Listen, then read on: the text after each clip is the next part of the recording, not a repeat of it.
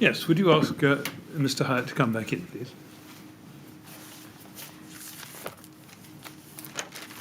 All right.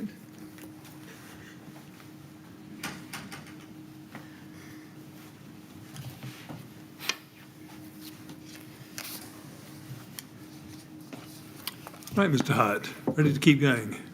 Yes, actually, I think I better just switch my phone off, if you'll forgive me. Sorry. That's all right. Better to switch it off now than be caught out. Yes, I'm fine. Good to go. Good, well done, thank you. Yes, Mr. Millett. Yes. Mr. Hyet, we were on the subject of the CWCT standard when we broke for lunch, and I'm going to dive back into that again. Can we go back to the standard, please, at CWCT 5046, please? And I'd like to go to page 13. And here it is, page 13. If you look, please, at paragraph 6.4.2.1, I just want to ask you some questions about class naught. And it says here, external surface spread of flame. The external surface of the envelope shall satisfy the requirements for class naught when tested in accordance with BS 476 parts 6 and 7 national class, or class B S3 D2 or better in accordance with BS EN 13501 European class. You see that? Yes. And then underneath that is a reference to rain screen, and underneath that still it says that class naught is the highest product performance classification for lining materials, and then it sets out what we've looked at just before the lunch break at paragraph 13 of Appendix A. And then it says, at the very bottom, just above the next paragraph title, it says, class naught relates to the reaction to a flame. A more sophisticated approach would be to select materials based on their reaction to radiation. Now, my question on that is, would that statement have warned a reasonably competent architect off reliance on class naught? Sorry, where was that bit about radiation? It's in italics at the bottom, just above the title, Internal Surface Spread of Flame.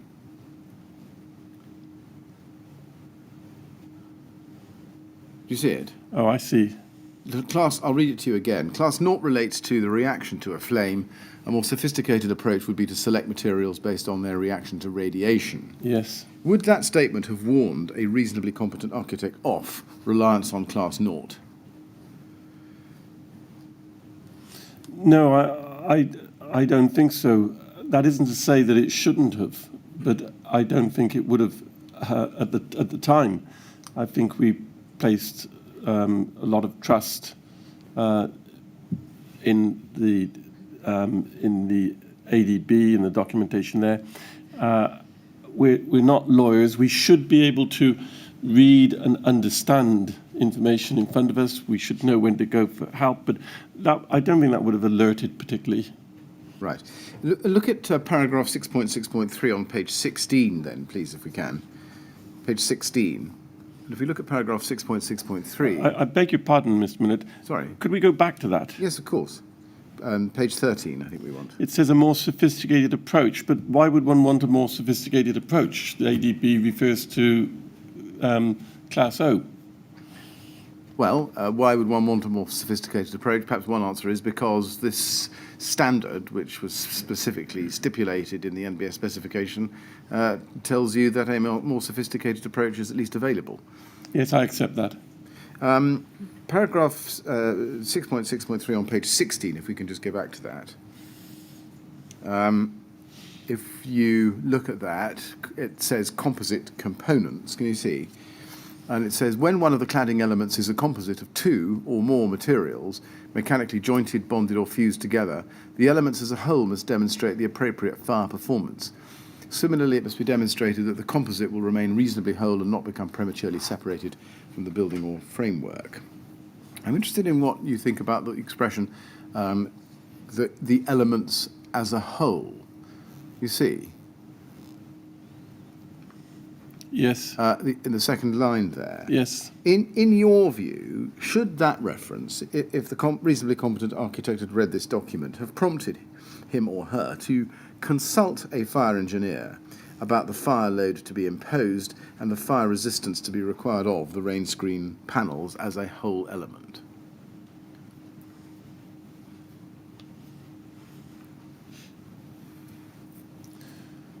Well, in this case, we had a specialist fire consultant anyway, so I think an architect could assume that they would anyway be aware.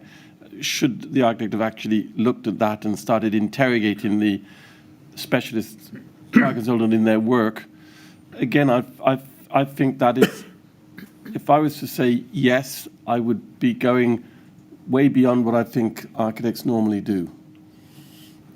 That might be a criticism of us all, but I still feel that the ADB2 document is one plank upon which we rest most of our thinking. And the second is the BBA, in this case, the BBA certificate.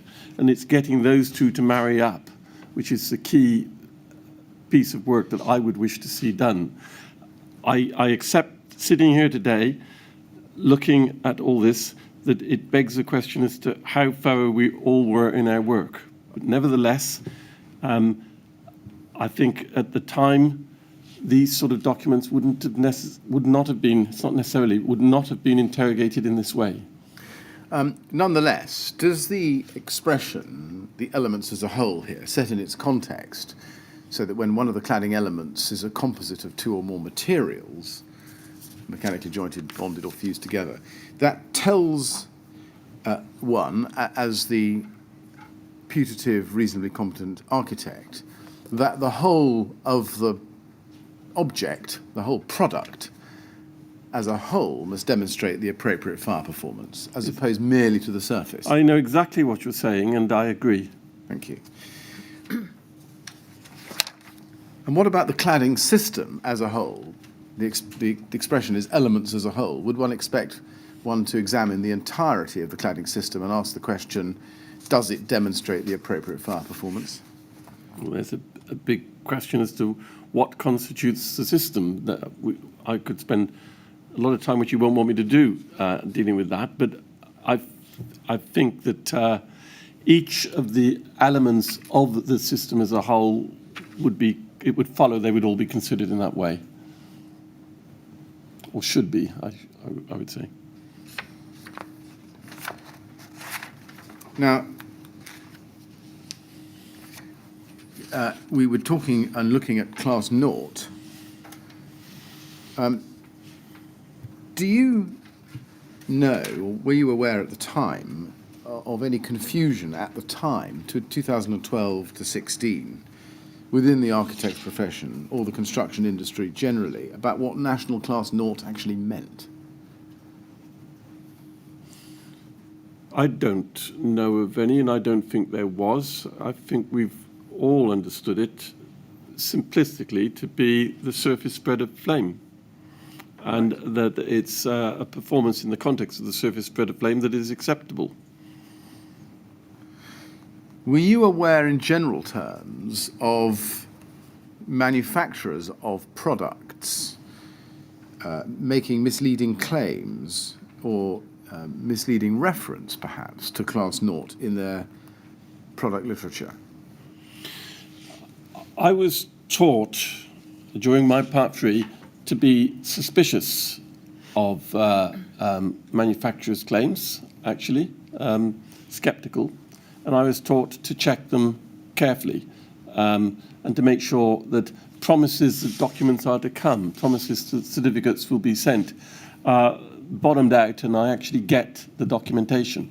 So to that extent, I've always been suspicious. But in terms of the reliability in terms of truth of the information when I receive it, I would expect that information to be reliable. And I think that I think it's reasonable to expect that the manufacturers take trouble to give reliable information, and it's not unreasonable for the architect to think to receive it in that way. Now, I'd like to show you a document that I put to Mr. Hoban of Building Control for RBKC when he came to give evidence. It's at RBK 3059351. It's a document produced by the BSI from the British Standard Groups entitled "Don't Be a Flaming Liability, Memo to Manufacturers." Does your product literature unwittingly imply that your product is safe if exposed to fire? Now, we think this document dates back to sometime in the late 1980s. Have you ever seen this document or something like it before? Only when I was watching the evidence. Right, so not before then? No. Right. If you look at page 2, and let's look at the column on the right-hand side, there's a heading, Examples of Misleading Copy. And then in the second entry down, interlocking cladding, it's fireproof, grade 0. You see that? And it goes on to explain what national class 0 means. Do you recall, whether you'd seen this document or not, any concern within the architect's profession in your time in practice that manufacturers were putting out misleading statements in their manufacturing literature about class 0 and its effects? I'm not familiar with any. That isn't to say that people involved daily in specification work wouldn't be. I can't speak for everybody else, but I'm not aware. Would you mind, Chair, if I take my jacket off? I'm a little hot. No, I do. I think some of us in this room share that sense.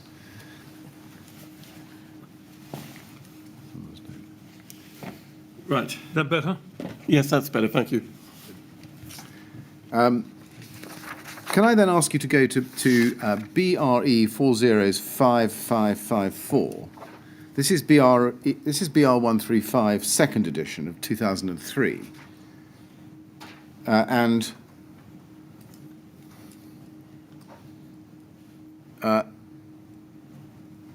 you can see from the first page that it is entitled Fire Performance of External Thermal Insulation for Walls of Multi-Storey Buildings. There's a 2013 third edition as well, but this was the version at the time that Studio E first became involved in the project, at least. And if we go to page 18 in it, you can see that there's a heading, Fire Barriers, and just above that there's a bullet point, and it's with a title saying Combustible Panels. Do you see that? Yes. And it says, typically vinyl or glass reinforced plastics-based panels, these products should have a good surface spread of flame characteristics to prevent rapid fire spread across the surface of the system. Once the panels become involved in the fire, they have the potential to generate falling debris and also provide a route for fire to propagate up the outside of the building. Was that principle something that you would expect a reasonably competent architect to have been aware of at the time of being involved in the Grenfell Tower project in the years 2012 to 2016? Yes. Yes. Now, moving on then, we know from the oral evidence of other witnesses to the inquiry that by July 2014, decisions had been made to seek planning approval to change the rain screen panels from zinc to ACM, or if you prefer, ACP. That's the background for the questions I'm going to ask you. Now, let's go to your report at PHYR 5029, please, at page 94. And I'd like to go with you to paragraph 4.4.45 on that page, and you say there, as stated earlier, it is my opinion that Studio E had not developed their work as far as it should have been developed at the point of tendering the project. And then you say, against that background, a routine design review in line with RIBA recommended practice and compliance with ISO 9001 would have identified at the outset of the construction documentation stage of the work that due to the decision to fundamentally change the rain screen cladding system, a major investigation of the Rainabond system would urgently be required to test its compliance with the requirements of the building regulations and the relevant guidance within the approved documents, most notably ADB 2. Such a review appears either never to have been carried out, or if so, not to have been carried out properly. I am critical of both Studio E and Ryden in this respect. Now, is it your view that compliance of the product specified in the NBS specification had to be checked for compliance with building regulations prior to their specification? We looked at this earlier, and I think you said they were. So the answer is yes. Why? Just tell us, why is that? It may sound like an obvious question, but is there an obvious answer? Yes, because all work should be compliant with the codes. I use the word codes, if that's acceptable, and any failure to make them compliant can well lead, and usually will lead, to redesign. And if it's major fundamental components of the building, that redesign work can be significant. And so that's disruptive to process and all that surrounds that. In terms of going out to tender, the contractor is going to be entering into a contract where usually they're pretty well guaranteeing the price. Any changes to price are going to have to be for any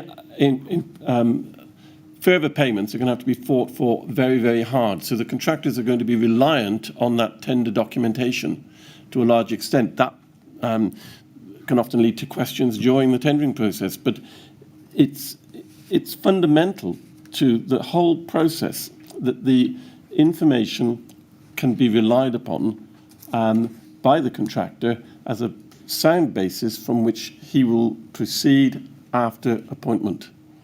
And if Studio E had conducted a compliance check of the Reynobond Duragloss 5000 PE product when it was specified in the NBS specification as an alternative material, do you consider that a further, an additional compliance check needed to be made by Studio E and Ryden before the ultimate selection by the design team of that? Well, if I, as Studio E, I would be content that I'd conducted that review, but I would be expecting the contractor to ask me to verify that I had done and maybe interrogate me on what I'd found and how I'd found it. Yes.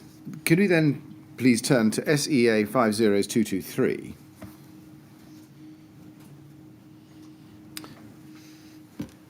This is an email from Neil Crawford to John Hoban of the 18th of November 2014. And in it, Mr. Crawford was seeking comments from building control in respect of the compliance of the revised window openings with Part K of the building regulations. But one of the attachments to the emails, you can see, was an NMA set. You see that? And I'd like to go to that. That's SEA 50225.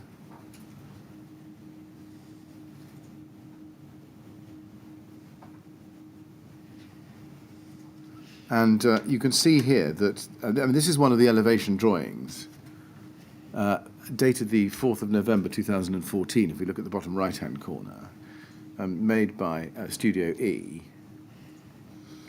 And if you look at the top left-hand corner, there's a materials key. If we can just focus in on that, top left. Now, I'm not sure this expands much better than it does and retains its legibility. Well, I can read it. But if you can read it, that's very helpful.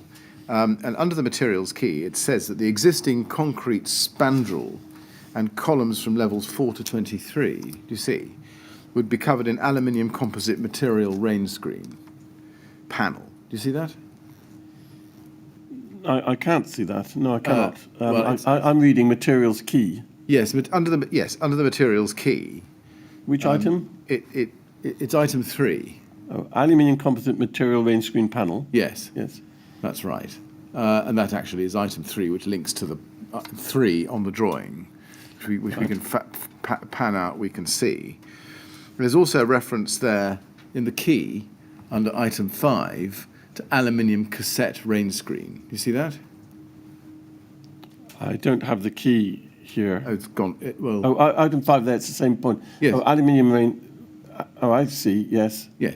So here is a drawing being sent by Mr. Crawford to John Hoban at Building Control, which identifies the materials, at least at that date, November 2014, as aluminium composite material rain screen panel and aluminium cassette rain screen. Where I can see where the 3 is on the drawing. I can't see where the 5 is.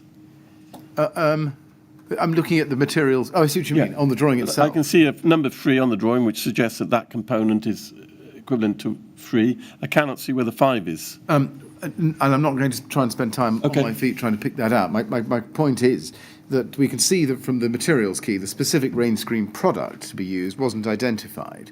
My question is, should it have been? What was this drawing being used for? It's being sent as part of a package of drawings to building control, in fact, in order to answer a totally separate question about window openings. Mr. Crawford was seeking building control's input, if you like, in respect of compliance of the revised window openings with Part K.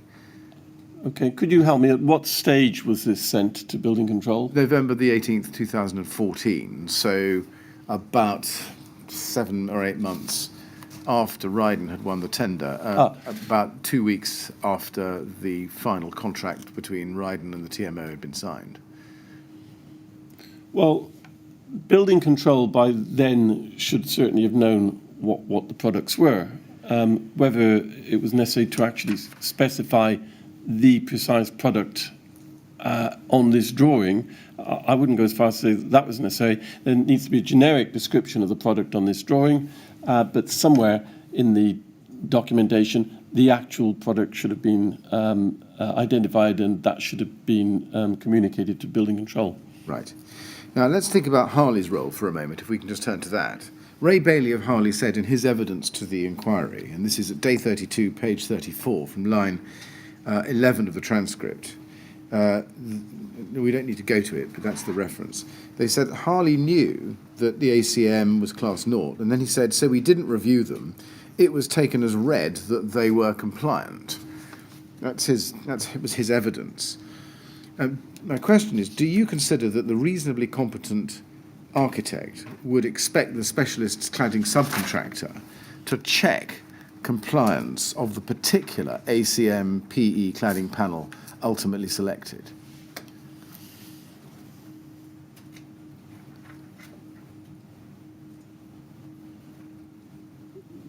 The architect's job is to make sure the product specified is compliant.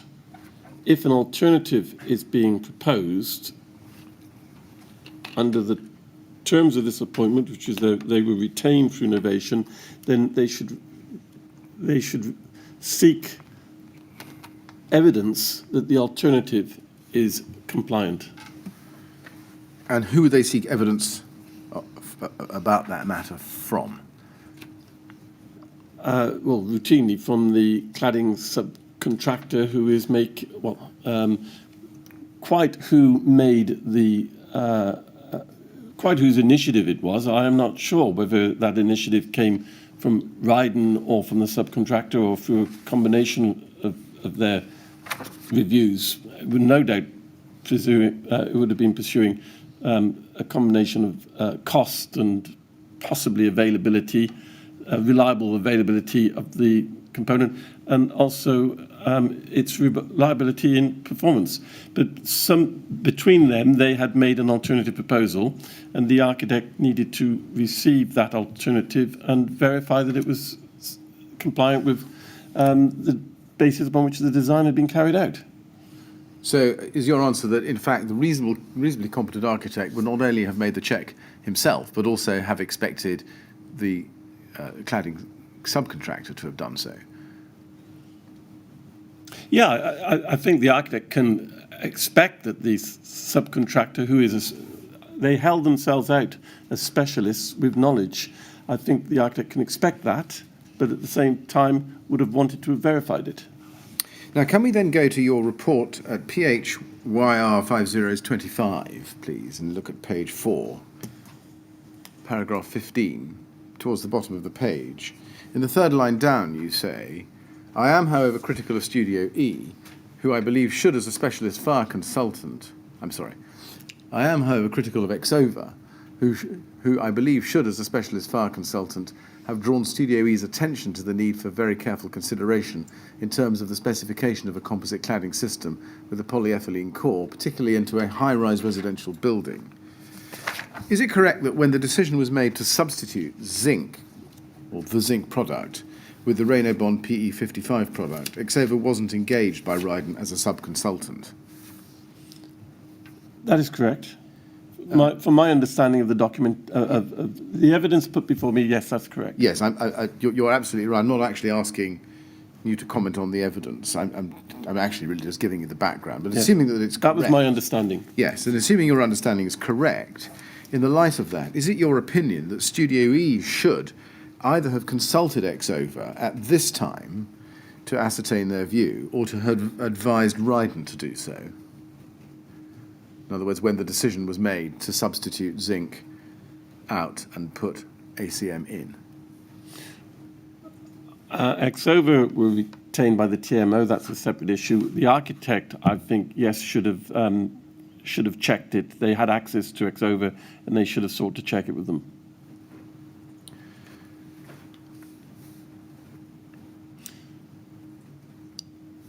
In your opinion, should fabrication drawings specify or identify the core of an ACM panel on their face, on the face of the drawings? No, I would expect them to identify the product, Right, I but see. not to explain its constituent parts. Right.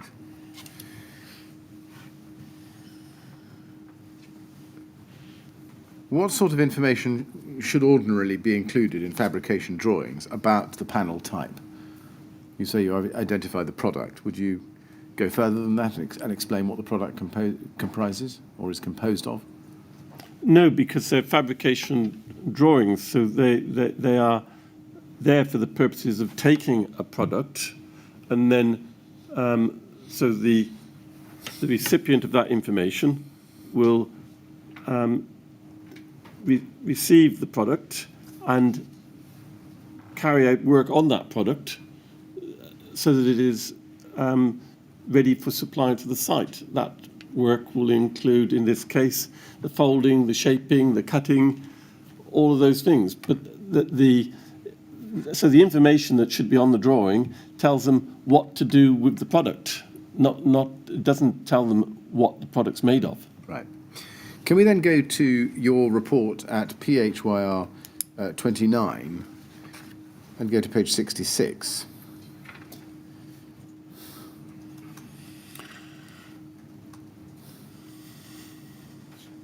This is figure 4.49 of your report. And you can see here that this is an extract from a Studio E drawing. You see? Yes, and, yes. It's a proposed typical bay plan, section and elevation. And if you look at, for example, the fourth item down on the right-hand side, do you see it says composite zinc cladding to columns, and then there's a little bubble, H92 120. You see that? Yes. And then again, also by way of example, towards the bottom of the same column, or same run of text, it says thermal insulation plus ventilated cavity, H92776. Yes. It's the third item from the bottom of that. And then there's an arrow or a line with a ball at the end of it pointing into the Yes. thermal insulation. Now, those numbers in the bubbles, H92776, for example, those are references to the NBS specification, aren't they? Correct. So you're supposed to take the drawings and read them next to the NBS specification, yes? Yes. Yes. And when you look up the references in the NBS specification, those would then link to or show you the products actually specified, wouldn't they? Yes. So if you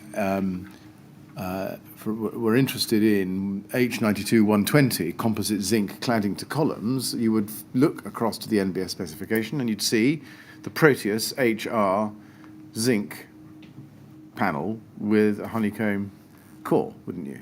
Yes. Yes. Is it usual in the industry for architects to annotate drawings with references to the NBS specification in the way that this does? I think it's common, yes. Yes. Is it good practice to, in drawings such as these, namely general arrangement drawings, to do that? I think it's perfectly acceptable practice, as long as at the end of the journey the information is clear and available. I prefer myself to see as much information as possible on the drawing itself in the form of notes. But having said that, there's a huge amount of information to go on a job like this, and I quite accept this this method here. What is very important is that it's said at the right. The information is given at the right time. There's a hierarchy of information. One doesn't want the same note or notes, whether they are on the drawing or referring to something else. You don't want the notes repeated time infinitum on every detail. So that you start with general arrangement, plans and section, and possibly elevation. You move on to greater detail. I would expect it to be said once if possible, but a very few times in the right place. The simple reason for that is that, if not, changes require multiple changes right through all the drawings. Again, that's easier today with computer programs, but it's still difficult, and that's the kind of thing that can open up fissures for mistakes. If at some point during the construction process, or at a point after the main contractor has been appointed, the architect is told or agrees that there should be a change to the rain screen panel to a different product, would you expect the architect to change the drawings so as to reflect the up-to-date choice of product? Well, it's certainly the case that as the project moves on, certain types of information, in this case the subcontractor's information, can tend to take precedence. But having said that, I would not wish to see general arrangement drawings, which this is effectively a general arrangement drawing, carrying redundant information, particularly if they're both in currency. If there's been an express statement, no longer look at our drawings X, Y, and Z, these take precedence, then maybe they don't have to be amended. But if the drawings are still in currency, they should be amended to be consistent. Yeah, thank you.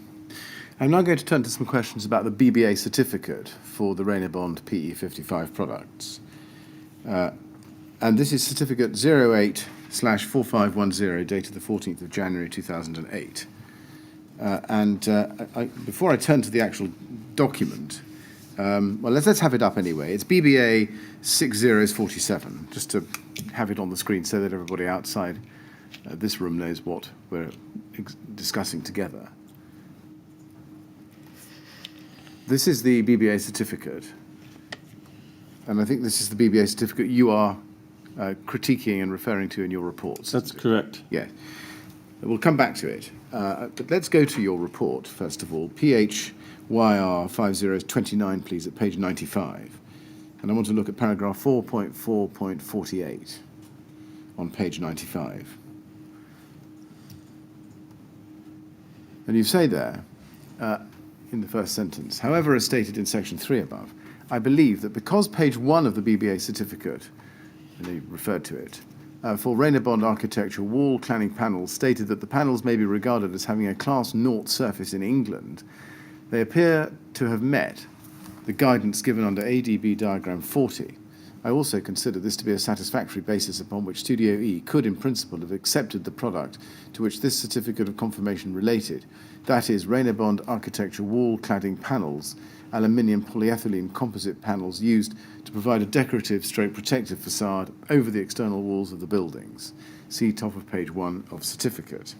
And then if we go on to page 97, 2 pages on from this, you see paragraph 4.4.55, and there you say, as I've stated above, I believe that because page 1 of the BBA certificate, and again you give the reference, for Rainabond architecture wall cladding panels stated that the panels may be regarded as having a class 0 surface in England, see section 6, it was reasonable for an architect to conclude on that basis alone that the product met the guidance given under ADB 2 diagram 40. I say this because the statement was not qualified in any way. I accept that there is, as included in my quotation, an advice see section 6, but I do not think it right to unduly criticise an architect who simply took the class 0 endorsement on page 1 of the BBA certificate at face value and proceeded to specify the product on the basis that it met the guidance in ADB 2 diagram 40 without further reference to section 6. Now, you've set out your view there in 2 places, and I've read them to you in full. Can I just ask you whether it's right to summarise your view that a reasonably competent architect at the time could properly have specified Rainabond PE55 Duragloss smoke silver which is what it ended up on the building, by consideration only of page 1 of the BBA certificate? With the qualification at the time, yes. So they could just take page 1 at face value and proceed to specify without any further investigatory work at all about whether the panel actually complied? I don't want to make any comment. I'll rephrase that. Many architects would study the whole document. There's no doubt about that. I asked myself here, would it be fair to criticize Studio E unduly for not doing that, or to criticize them for not doing that? The front page of the certificate is clear. It states that they may be regarded as having a Class O service in England, full stop. It doesn't advise to study further detail within. It doesn't qualify that statement in any way. That's what I'm trying to say. There's no qualification on it. And so I think that an architect could take that at face value. And I would ask, please, to be allowed to say that we have to take all this in the context of the time as well. At the time, this material was being used regularly for many building types, tall buildings, commercial buildings, hotels, hospitals. It was regularly in currency. An architect is moving as swiftly as possible through the work because there's great pressures. Why would they feel a need to go beyond a statement that says it, from the BBA as well, not from the manufacturer, but from the BBA, this may be regarded as, and so I think that could be taken at face value. Right, well, you've raised a rhetorical question there as part of that answer, and I'm going to see if I can answer that with you, with your assistance. First, I'm going to ask you to, having told us what you think about the BBA certificate, to consider what you say in the context of the PIR insulation. Let's look at that. PHYR 5029, please, at page 48. This is in the context of the insulation, of course, and this is paragraph 4.3.17b. And you say, in my view, two things are clear. B, an architect should study manufacturer's literature carefully to ensure as far as reasonably possible that the claims made meet standards stipulated in approved document guidance. And before I come to the questions I've got about that, can I ask you to go to your supplemental report at PHYS 503, please? Could I please just make the comment about that? That says manufacturer's literature, which is a different thing to a BBA certificate. Yeah. Well, that may be the point. That may be your answer to the question that I'm going to ask you shortly. But let's just tiptoe up to it a bit more slowly if we can. If we go to your supplemental report at PHYS 503, please, at page 23.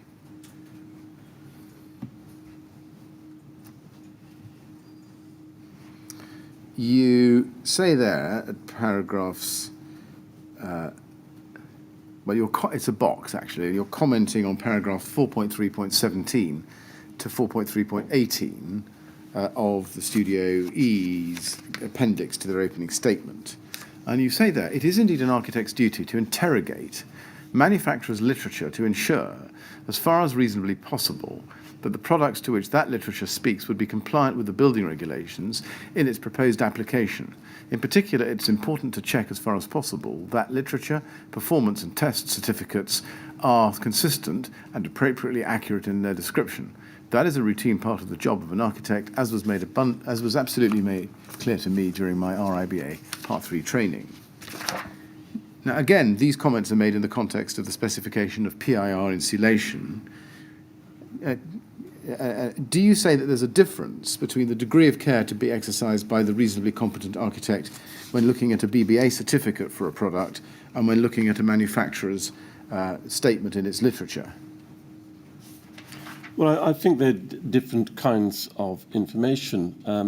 The manufacturer's information will give a whole host of, I'll repeat the word information, but down to durability, cleaning, many different things, and an architect would need to be to understand the characteristics of the product in that sense. The certificate is a much more precise document, and it's dealing with, in this case, the performance of the product in relation to fire, and so it's a much more focused document. Well, with respect, Mr. Hyet, the certificate, the BBA certificate particularly, isn't only dealing with fire, it's dealing with other things as well, isn't it? Yes. Including other aspects of compliance with the building regulations. Yes. Yes. So can I ask the question again? Do you say, is it your opinion that there is a difference between the degree of care to be exercised by the reasonably competent architect when looking at a BBA certificate for a product, on the one hand, and when looking at manufacturer's literature for a product on the other?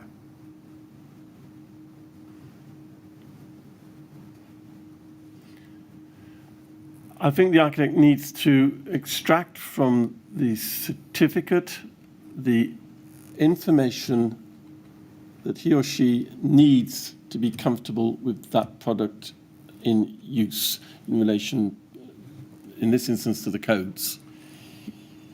Yes, I understand that, but it's not quite an answer to my question. My question is really, why, I'll put it perhaps more bluntly, why would a reasonably competent architect be interested to read the whole of the manufacturer's literature, but only be interested in reading the first page of a BBA certificate? I may need to step back from the words I've used in the report. I don't think it would be fair of me to say that an architect should read the whole of the manufacturer's literature. When you get manufacturer's literature, you've got to tease apart that part of the literature which is important and that which is, for want of a better term, marketing type literature that is trying to persuade an architect, and you've got to tease the issues apart and the detail out of it. But to say that an architect would have to read with great care the whole of the literature produced by a manufacturer, I think that was a step too far. If that's what I said, then I need to withdraw from that. Well, that assumes that the person who's reading the document, whether it's a BBA certificate or architect or the manufacturer's literature, knows what they're looking for in order to tease it out. Assuming that they were seeking to tease out information about fire performance, that's what the architect wanted to know. Why do you say that the architect, if you do say this, the reasonably competent architect would only be interested in looking at page 1 of the BBA certificate to tease out information about fire, but look at the whole of, or perhaps more of, the manufacturer's literature to tease out the same information? If that's the impression I've given, then it's the wrong impression. What I am absolutely clear about is that the architect needs to establish, in the context of this product and fire, that it carries the correct certification. That needs to be established somehow and somewhere reliable. The somewhere reliable is going to be the absolute fallback in terms of reliability is going to be the BBA certificate, and that's where I would go for the most efficient verification. All right. Just taking it in stages. First of all, in terms of products, you don't say, do you, that the degree of care to be exercised by the architect should be any the less when examining the suitability of cladding panels on the one hand, as opposed to insulation on the other? No, that is correct. No. And would you also accept that the relevant product literature coming from the manufacturer might often include the BBA certificate? Yes. Yes. And therefore, can one not simply put the BBA certificate into the same category of manufacturer's data, which a competent architect would want to read and study thoroughly in order to understand the performance and functionality of, and indeed compliance of the product? Possibly, but I'm afraid I'm pretty resistant on this in my own mind.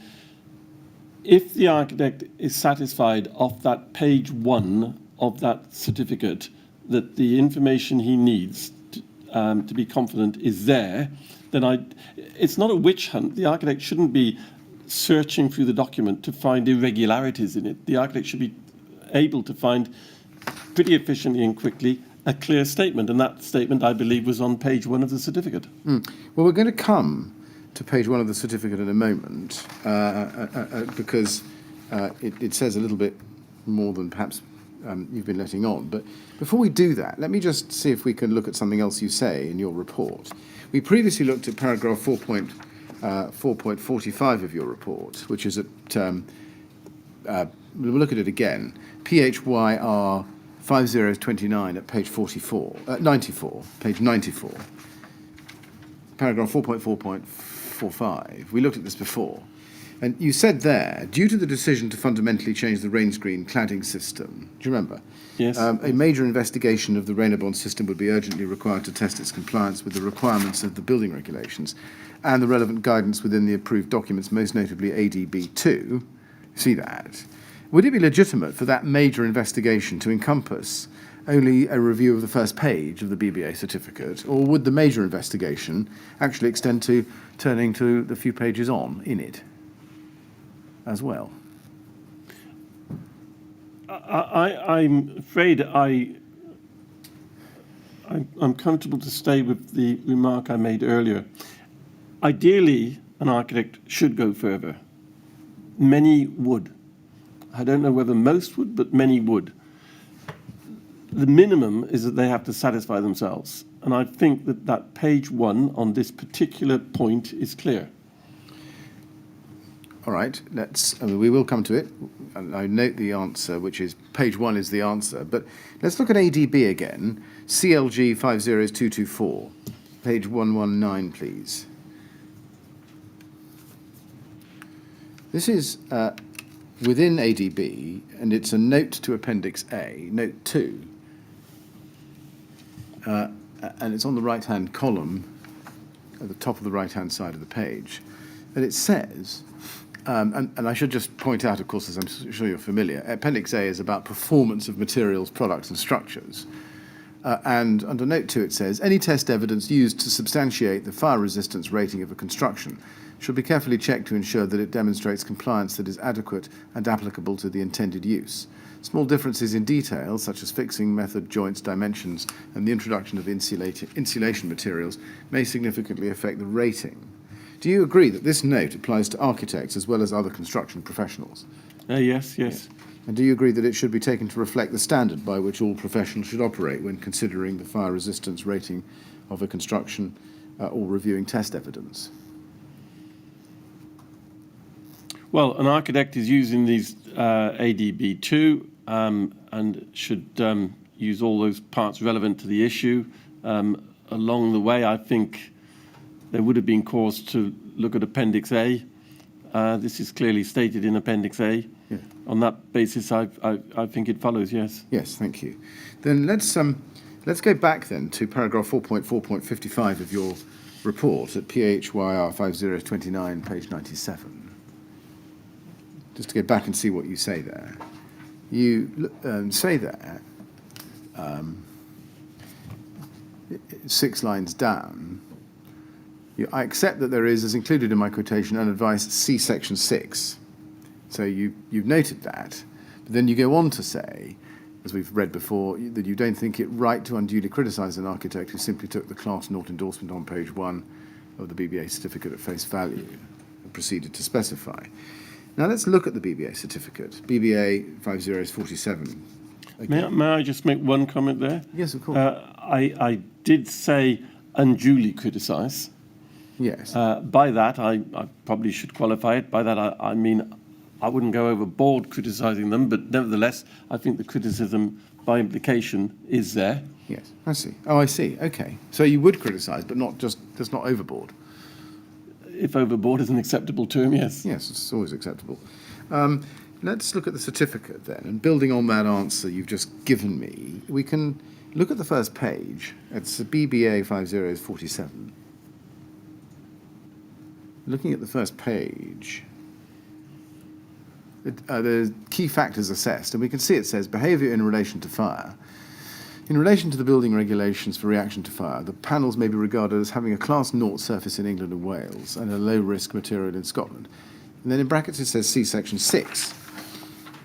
Would you accept that a reasonably competent architect reading this document, picking up this document and reading it, would understand that those who wrote the BBA certificate were directing their readers to, as it says, see Section 6? I'm very critical of the drafting of this document. It follows, C Section 6 follows the reference to Scotland. Again, I'm not a lawyer. You will apply legal expertise to what these documents mean. But from my point of view, C Section 6 is almost a throwaway remark after Scotland. It doesn't say it's essential that you see Section 6 in order to understand the first phrase within this particular heading, behaviour in relation to fire. For me, it says, I beg your pardon, sorry. Sorry. I'm so sorry. I didn't mean to interrupt you, Mr. Hyet. Go on, please. Well, for me, it says, in relation to the building regulations for the reaction to fire, the panels may be regarded as having a Class O surface in, it should be surface spread of flame, but in England and Wales. That's it. Yes. Would you accept that an architect picking this document up for the first time and reading down the page would come to key factors assessed and would see practicability of installation, first of all? The panels are suitable for installation by cladding contractors providing they have undergone suitable training, see Section 4. Strength and stability. The panels can be incorporated in a cladding system designed to resist the wind loads normally encountered in the UK, see Section 5. And then he might pause there and think to himself, well, if I want to know about practicability of installation, I need to go to Section 4, and if I want to know about strength and stability, I need to go to Section 5. Isn't that how a reasonably competent architect might read the certificate thus far?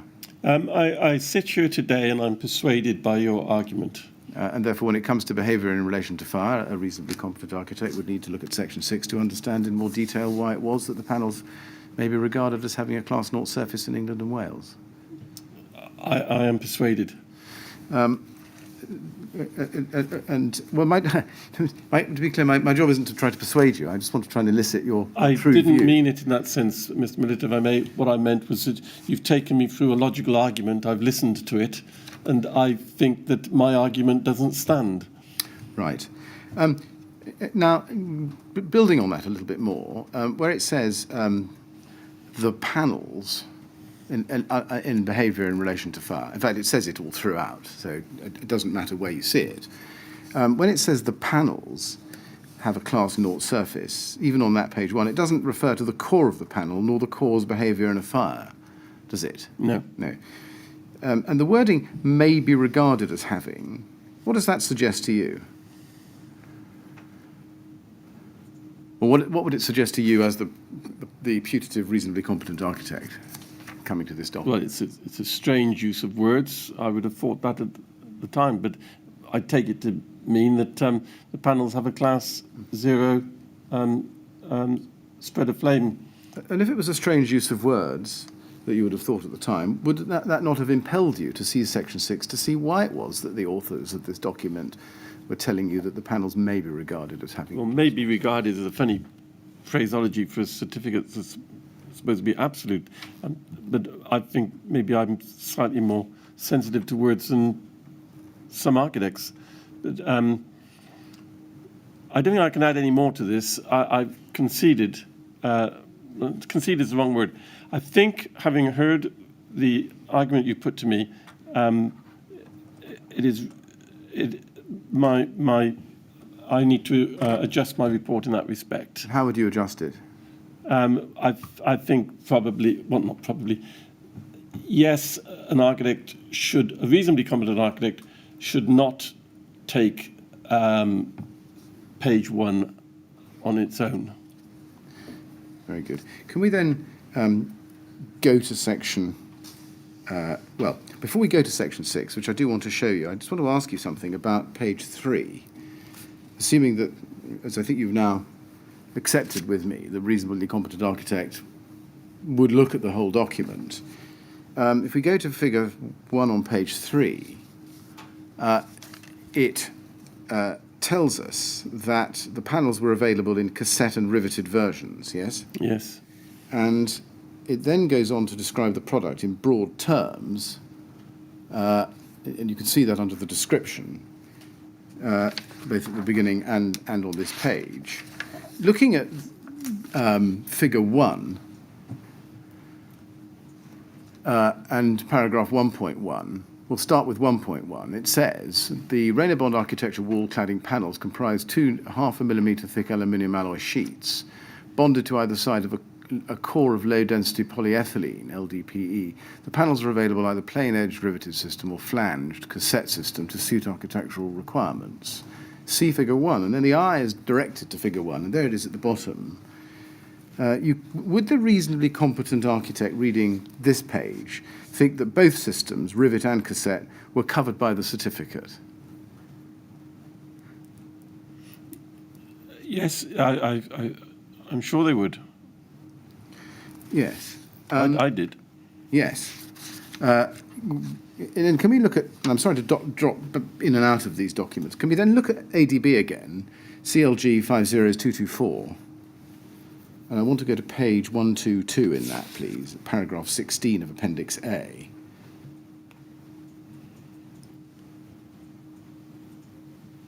At paragraph 16 at the bottom of the left-hand column, it says, results of tests on proprietary materials are frequently given in literature available from manufacturers and trade associations. Any reference used to substantiate the surface spread of flame rating of a material or product should be carefully checked to ensure that it's suitable, adequate, and applicable to the construction to be used. Small differences in detail, such as thickness, substrate, color, forms, fixings, adhesive, etc., may significantly affect the rating. Does that tell us that the reasonably competent architect would need to read the whole of the certificate, including the part about the fixings that I've shown you in figure 1, in order to understand any limitations or restrictions about what the product might be subject to? Oh gosh. Well, this paragraph is making giving detailed advice, very, very detailed advice. I don't think an architect would interrogate a BBA certificate in that kind of way. The certificate, I think, is clear that in its description of in relation to fire, we're talking about, of the product as being compliant with ADB 2 diagram 40. There we are. Well, I may come back to that. But do you accept that differences in colour, as warned by paragraph 16, is something that a reasonably competent architect should be alive to when being told what the results are on proprietary materials? I doubt if most architects are aware of that. It is a matter of fact, if you put your hands on the bonnet of a car that's black in colour in the sun, it will burn your hands, and white will be a very different temperature. Most of us have a sense of that, but I don't think that architects would necessarily automatically conclude that the colour is going to impact on the test results. When it says any reference used to substantiate the surface spread of flame rating of a material or product should be carefully checked, who would do the checking, in your opinion? Or who should do the checking, as contemplated by this guidance, in your opinion? Well, first read, it has to be the person using ADB 2, and in this case it's going to be the architect, but anybody else who's involved in the process, managing the team, ride and take over to manage the team. I suppose it could extend wider than that, but yeah, the person reading and applying ADB 2. And how would, for present purposes, the architect ADB 2 reading and applying ADB 2 go about carefully checking the reference used to substantiate the surface spread of flame rating of a material or product, so as to ensure that it's suitable, adequate, and applicable to the construction to be used? How would they go about that? Well, they certainly, the use of the word encyclopedia for ADB 2, or the approved documents, was a reasonable description of them. We don't, at the beginning of every job, read the entire document. We thread our way through ADB 2 in this case, based on the work we are doing. And a particular reference may take us to a definition, and the definition might take us to an appendix, and the appendix might refer to another appendix. Nobody describes this better than Dame Judith. So on the way through, one might, I suppose, pick it up, but I don't think colour would have necessarily come to the mind as being that important to an architect looking at the BBA certificate. No, a colour was an example I picked, but there's also thickness, substrate, forms, fixings, and adhesives, etc. There are a variety of things, of which colour is one. And my question really is, how would the architect go about a careful check of the reference used to substantiate the surface spread of flame to make sure that it's suitable, adequate, and applicable to the construction to be used?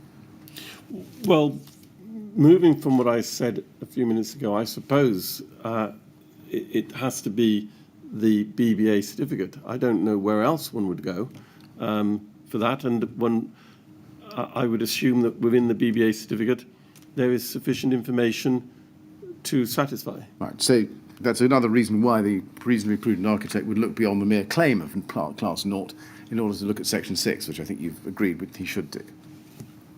Yes. Yes. Now then, let's go to the BBA certificate again. 5047 at page 5. Here we have section 6, which is what we're directed to look at.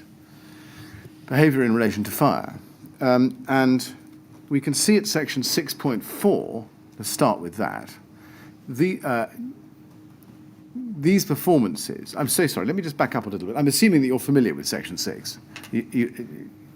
This here? Of the certificate, yes. I certainly am. Yes, exactly. Yes. So I don't need to read out section 6, 1, 2, and 3 to you No. in order to ask this question.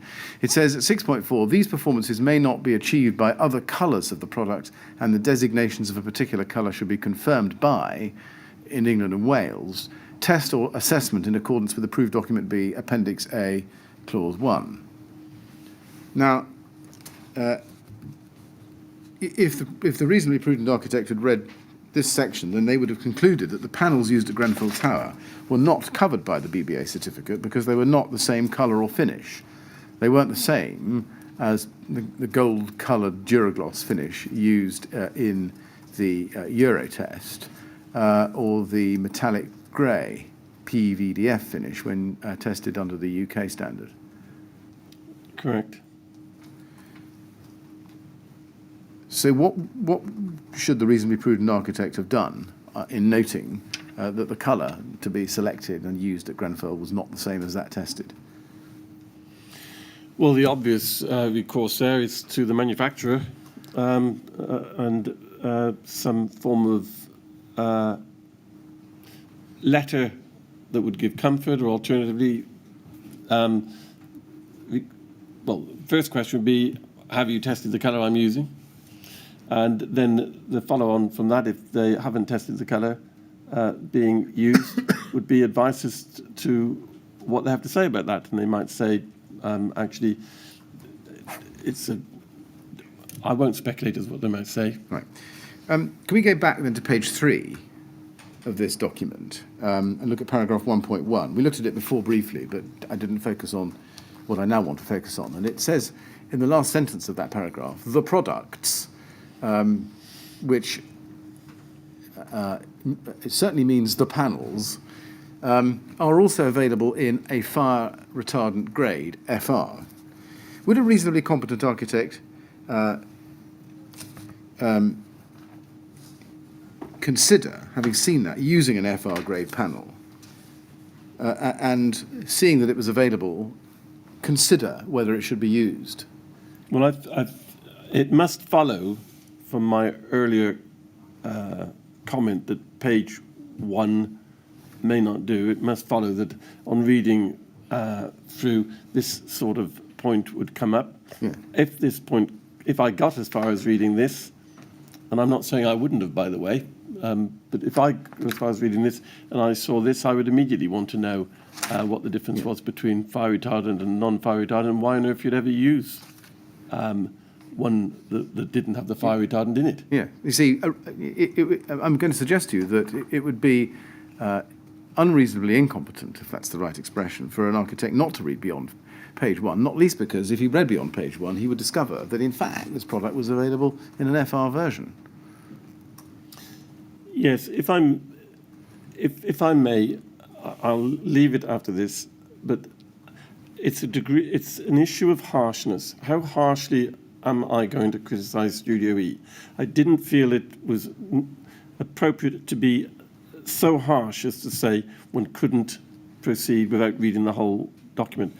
I've made concessions in that basis because I accept the argument. Having now got to this, I think yes, you would want to know what was the difference between fire retardant and not fire retardant, and I can't imagine why one wouldn't want to have fire retardant. As soon as you got here, you'd be opening up a can of worms, really. Yes. And at this point, Mr. Millett, I think one would be back to the specialist fire consultant. I mean, this is, as far as I'm concerned as an architect, this is information that I want advice on. Yes, and you say it's an issue of harshness. I think all I need to know is whether or not it is your opinion that in not reading beyond the first page and looking at, for example, paragraph 1 and section 6 as directed, the architect would be falling below the standards of reasonable competence. Well, I've accepted that. Yes. Okay. Fair enough. Then, if the answer to my question is yes, then I needn't press you further on that. Can I then look at section 6 again and just ask you, bearing in mind what's on the page in front of us? I'm so sorry. I'm going to ask to go back to page 3 again, and just bear in mind the diagram, figure 1, which shows the two different fixing systems, and just focus on that for the moment.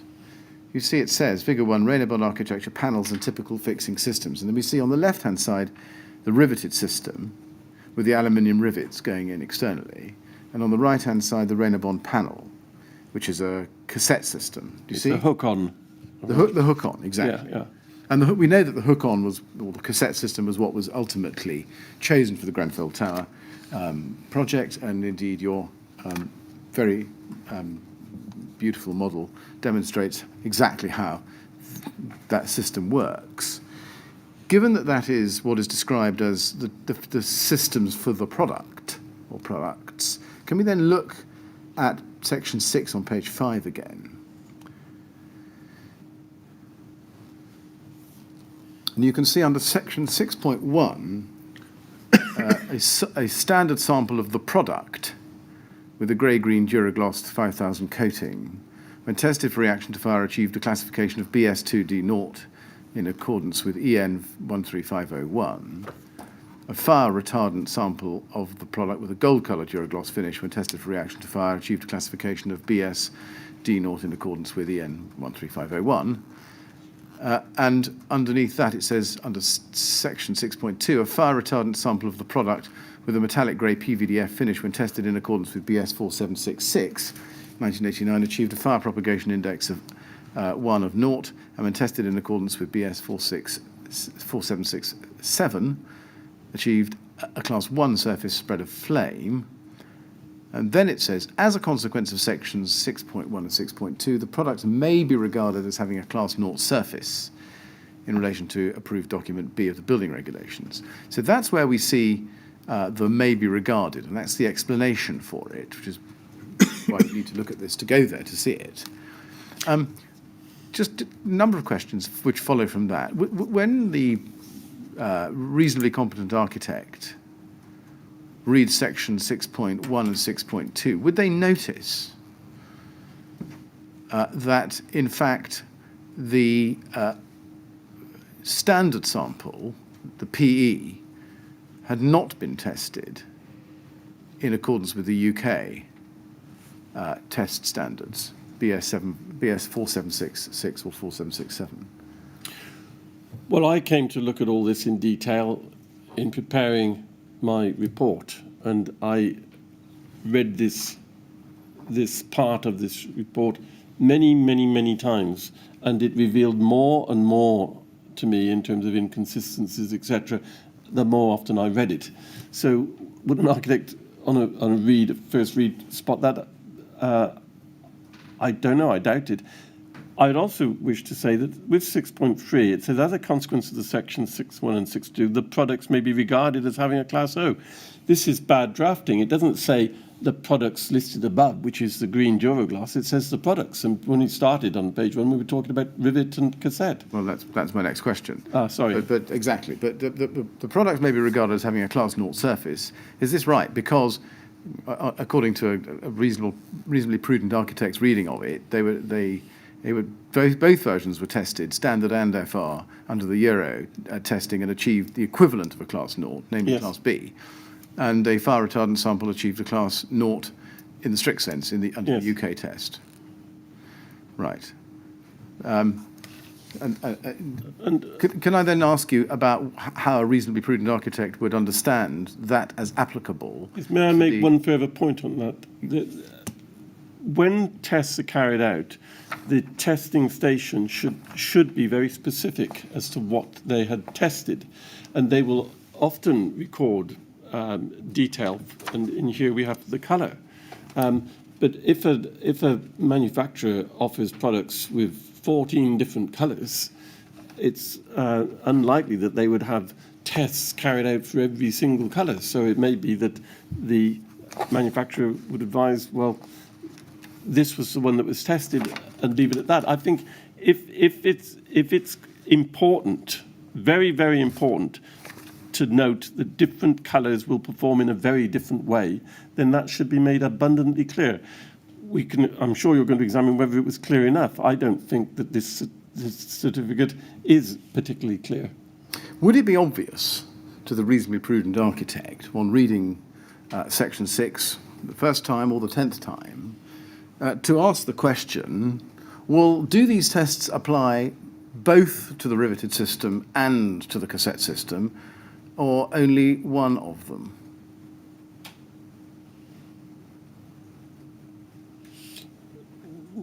I don't think I would ask that question. It says the products. I wouldn't have reason to. There could be two separate certificates, one for rivets and one for cassette. There isn't. There's one certificate. Why would I start asking a question like that? I would have taken it that it applied to both. Thank you very much. Mr. Chairman, is that a convenient moment? Yes, I think it is. Thank you very much. Well, we'll have a short break now, Mr. Hyet. Back at 3:30, please. Okay, thank you. And usual injunction, no talking while you're out of the room. I shall not. Well, not about your evidence, anyway. Thank you very much.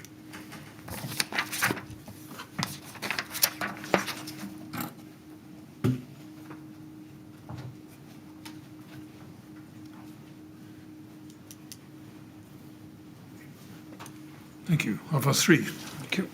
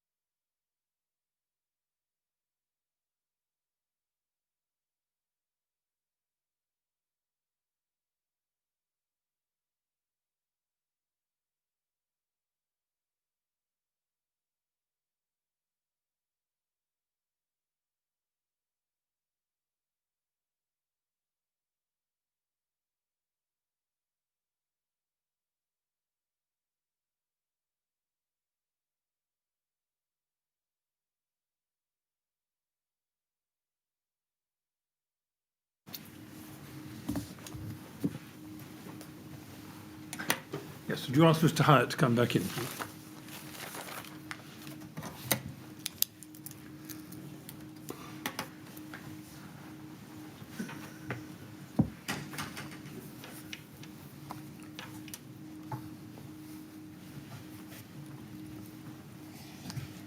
Thank you. All right, Mr. Hyet. Now, if you're too warm at any stage, you feel free to take your jacket off. No, I think it was not me, actually. I think it was the air conditioning certainly in this part of the room, wasn't working quite as it had before. Oh, right. Well, we do have our battles. Well, thank you for your consideration. There it is. Yes. Right.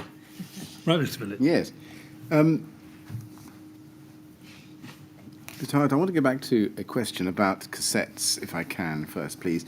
Now, you've done a model, which you showed us in detail yesterday, and it very helpfully illustrates the form and shape of the Rayner Bond PE55 ACM, or ACP if you prefer, panels fabricated from flat panels into cassettes.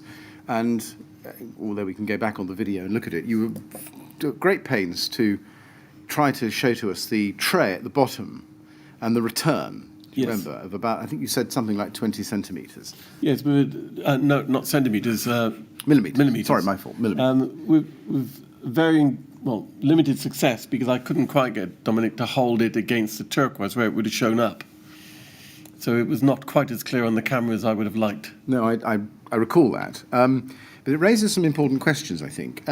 Is it right that in order to achieve the cassette shape, the ACM panels had to be scored right through one surface of the aluminium and almost entirely through the PE core, creating a line of exposed PE? That's my understanding. I gained that understanding fairly late. I can't remember where I got it from, but the insides of the panels in their corners, I believe, are scored. Right. And I believe that scoring is straight through the aluminium into the core. Yes. I wonder whether we might be able to trace down where you got it from. And this may be wrong, but let's see if we can have a go. I'll let you take your... Excuse me, I'm sorry about that. Jacket off again. No, that's quite all right. Right. Can we go to MET 19915, please?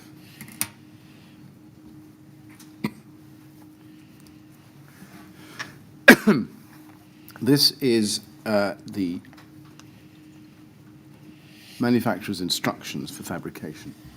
And it's a fabrication guideline, step by step to a perfect cladding, put out by Alcoa, you see. And yes. Is this the document you think you might have got this from? No, I was just trying to think as you were flashing this up.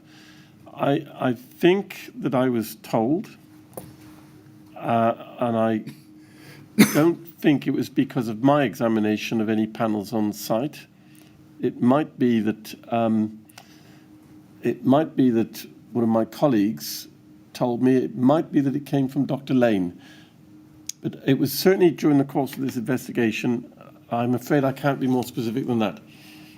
Right, okay. I was certainly told, Mr. Millett, I didn't read it, I was told. Where the person who told me got it from, I do not know. Right. The question is, in your opinion, should a reasonably competent architect have been aware of the fact that the panel was going to be taken and when fabricated into a cassette would be scored such that the PE would be exposed? No, I don't think so, no. You wouldn't expect that. Would you expect a reasonably competent architect to read the manufacturer's fabrication instructions, or would that be a matter for others? No, I don't think so. Who would that be a matter for, do you think? The subcontractor. Right, I see. Okay. Can I ask you a question about Lakanal House? I know you're aware of the Lakanal House fire and the recommendations that followed it, yes? Yes. Do you remember what the effect of the fire and the inquest and the subsequent coroner's recommendations was on the architect's profession generally? Or was there an effect? Well, at the time, I don't recall. I was actually not even in the country, I think, at the time. Can you remind me which year it was? Yes, 2009. The fire was in 2009. No, I would have been in this country. I certainly remember it happening, and I certainly remember seeing it actually on television, but I don't know what the effect was. Right. Just in general terms, would you say that the Lakenhall House fire put the architect's profession on notice that cladding fires were a feature or cladding could be combustible? I think that's too broad a description, if I may say so. Those architects involved with cladding would certainly, or should certainly be take notice of it, be put on notice. But many architects have nothing to do with cladding. They're involved in completely different kind of work.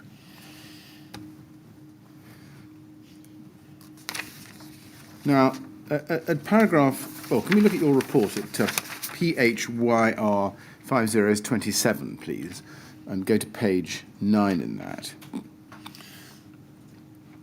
Can we look at paragraph 2.2.18 of your report here? And you say there, and this is in the light of your conclusion at paragraph 2.2.17, that overall the UK construction industry had indeed been sleepwalking for some prolonged period towards serious problems in terms of its performance and conduct. And then you say, further evidence in support of my comments exists in the general failure of the industry to respond to lessons from other recent fires, both in the UK and abroad, including a series of very serious fires in residential buildings and some very serious facade fires. More recent UK examples include the Summerland fire, 1973, 50 killed, 80 seriously injured, Bradford City Stadium fire, 1985, 56 killed, and most recently the Lakenhall House fire, 2009, 6 killed, 20 injured, and Garnet Court, 1999, 1 death. Overseas facade fires include the Neo Soho project in Jakarta, the Address Downtown Hotel, 2016, 14 injured, and the Torch residential building both in Dubai, as well as fires in Roubaix, France, Chechnya, Russia, and Monte Carlo and Las Vegas, the latter two both involving hotels. Now, you set out a list there. Would you expect a reasonably competent architect to be aware of those fires come 2013, 2014? No, and I was only aware because when I started this work, I asked for a list to be prepared for me. So I was aware of some of them, but not all of them. For example, I didn't know about the Monte Carlo or the Las Vegas ones. Right. Those are examples. Which are examples of those you did know about?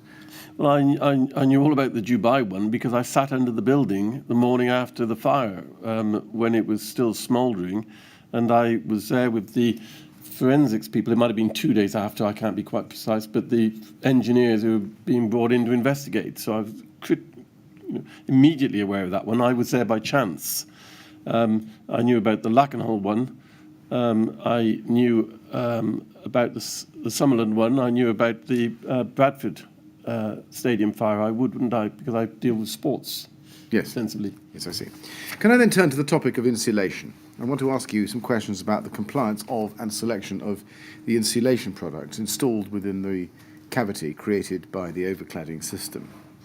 Would you expect a reasonably competent architect to be aware of the fire performance properties of PIR or phenolic insulation products? Fire properties suggests a detailed knowledge of the way they will perform. Not necessarily. Are they non-compliant with ADB 2 limited? Yes. Do they give off lots of toxic fumes? Yes. But it's a general awareness of the characteristics as opposed to detailed. I see. In that last answer, you say, are they non-compliant with ADB 2 limited? Yes. Do they give off lots of toxic fumes? Yes. Does the yes in each case tell us that the reasonably competent architect would know that PIR and phenolic insulation products weren't compliant with ADB 2? Yes. And that they gave off lots of toxic fumes, as you put it? I don't know about the toxic fumes. They should certainly know that. I mean, we've got an awareness of filler materials with carcinogenic qualities. I think most of us appreciate that the fumes can be extremely dangerous, but of course, any smoke, any fumes, most people who are seriously injured or die in fire die as a result of the fumes. We all know that. And am I right in thinking that you considered only the linear route to compliance with the building regulations, what's been called the linear route, so by applying the guidance specifically contained in paragraph 12.6 to 12.9 of ADB, when coming to your view as to the suitability of the use of PIR and phenolic insulation within the cavity, the external cavity created by the For the purposes of this report, yes. Yes. And is that because, as I think you've confirmed in your supplemental report at paragraph 2.7.2, well, let's look at it, and let's look at that. It's PHYS 602, at page 60. You say at paragraphs 2.7.2,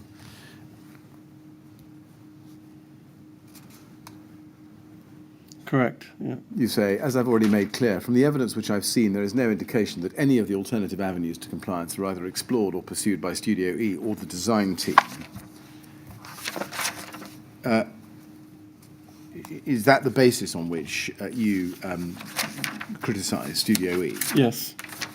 Now, let's just work on a little bit further. Can you go to your report at PHYR 5029 at page 27, please? PHYR 5029, page 27, and let's look together at paragraph 4.2.18 there at the top of the page. You say, Celotex 5000 is a polyisocyanurate product known as PIR. I note that the prefix FR as well as RS are used in connection with the Celotex 5000 product.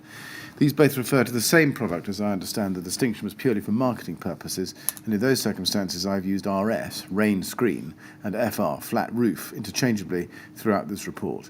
It did not meet any of the definitions for materials of limited combustibility as set out in Table A7 of ADB2.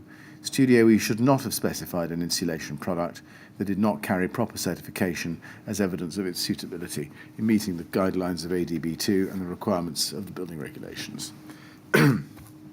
Now, if we go on, you also tell us about Kingspan Cooltherm K15, and if we go to page 29 of this same report, 2 pages on, we can see what you say there.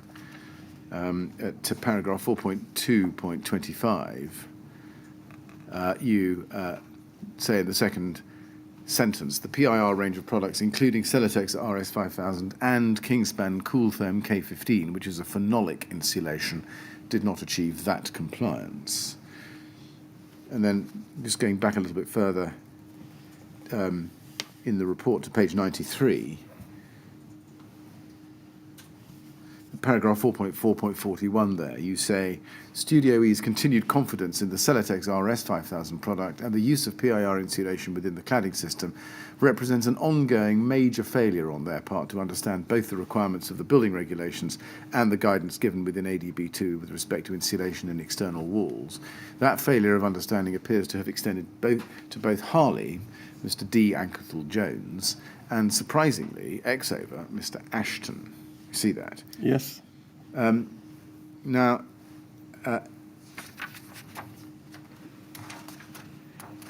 we then also go back, I think, to the CWCT standard. And bear with me, Mr. Hyet, there is a question coming. But I just want to show that to you as well. CWCT standard, please, at CWCT 5046 at page 15. It says, under paragraph 6.6.1, under the heading Materials and a subheading Materials in Rain Screen Cavities, it says the cavity behind a rain screen and in front of the air barrier should not include materials which can significantly promote flame spread within the unseen cavity. In general, this zone may contain a timber, aluminium or other metal vertical framework and insulation of appropriate resistance to combustion. You see that? Insulation of appropriate resistance to combustion. Then it says in italics, the use of any combustible material for the supporting framework and insulation within the cavity may need to be considered as the building height increases. And then underneath that, insulation materials, insulation in walls of buildings with a story more than 18 metres above ground level should be of limited combustibility.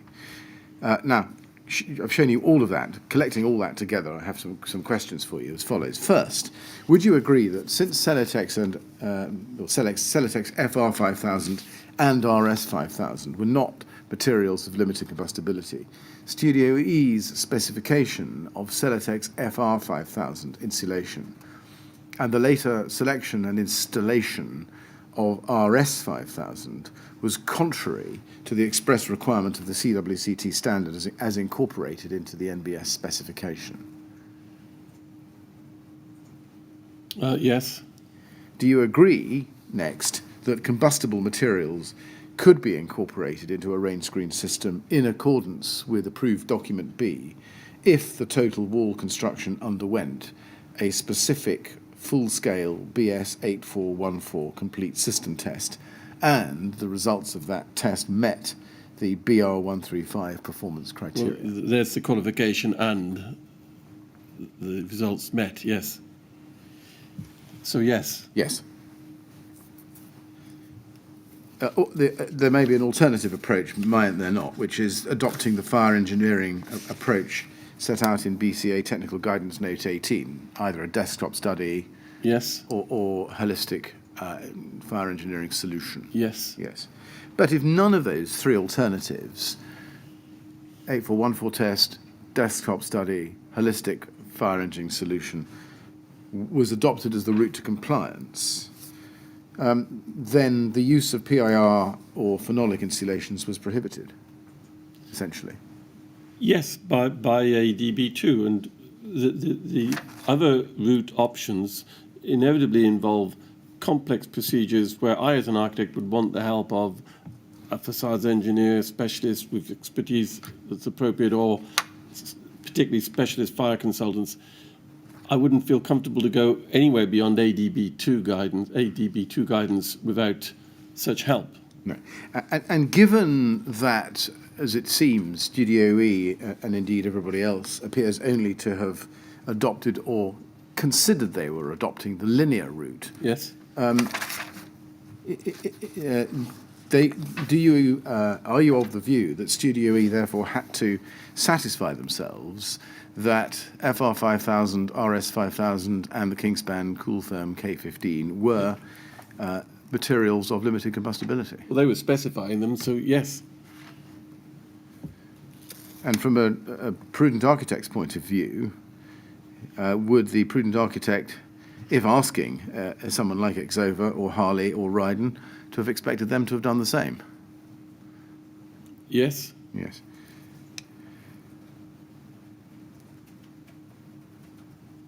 And do you agree that in the absence of any consideration of any of the other alternative routes to compliance that we've listed, those three, quite simply, PIR insulation and phenolic insulation should simply not have been considered at all by the design team or specified by Studio E?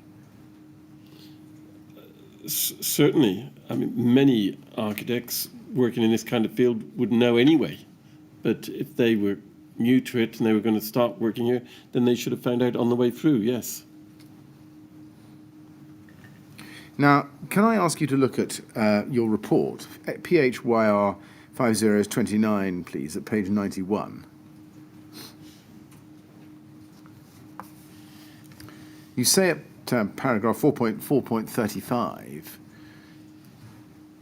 and this is after paragraph 4.4.34,